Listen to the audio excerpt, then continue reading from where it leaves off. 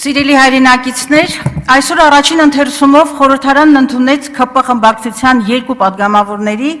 պատմության և մշակույթի անշարժ հուշարձանների պահպանության և օգտագործման մասին օրենքում փոփոխություն կատարելու մասին նախագիծը։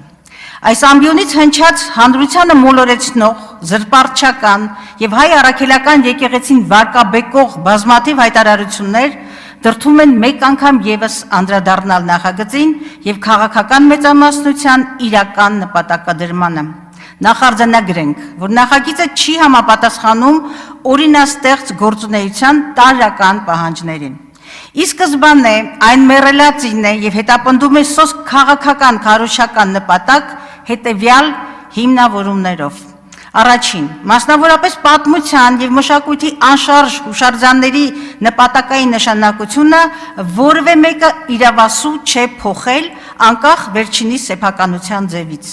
Ուստի օտարելու դեպքում շարունակելու է պահպանվել նույն իրավական ռեժիմը։ Հետևաբար անիմաստ է և կեղծ այն մտահոգությունը, որ պատմության և մշակույթի անշարժ հուշարձանները կարող են օտարումից հետո օգտագործվել ոչ հանրօգուտ և իր բուն նշանակությանը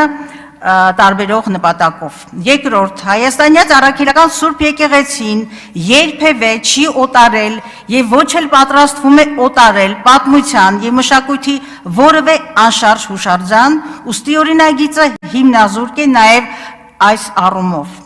Ցանկացած օրենքի նախագիծ պետք է հետապնդի ոչ թե ապրիորի, ենթադրյալ կամ դավադրապաշտական թեզեր, այլ կոնկրետ հանրային պատվեր։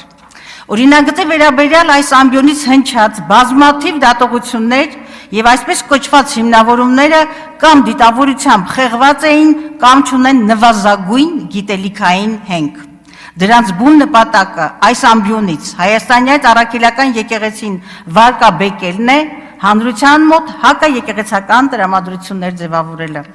Նախանձելի խիզախությամբ այս բարձր ամբիոնից կասկածի տակ է դրվում հայ առաքելական եկեղեցու կրոնական կազմակերպություն լինելն ու պետությունից անջատ լինելու սահմանադրական նորմը։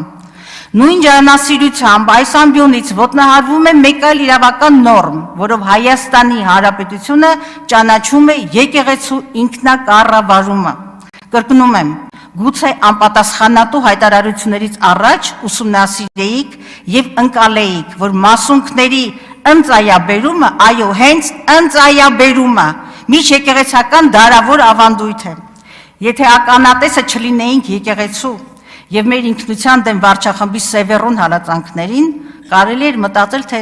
նախաձեռնությունը բխում է հուշարձանների պահպանության լավագույն շահից։ Իրականում այն սովորական հայտ է և մաս է կազմում հակաեկեղեցական արշավին և ավարտում եմ։ Եվ այնուամենայնիվ եկենք հիշենք, որ հայ եկեղեցու նրա ժառանգության պահպանության դիրքերից հանդես է գալիս քաղաքական մի ուժ, որի իշխանության օրոք թշնամուն են թողնվել վանական համալիրներ, 1500 եկեղեցի և 20,000 առանձնակի արժեքավոր հայկական մշակութային արժեքներ։ Ջուլիետա Ազարյան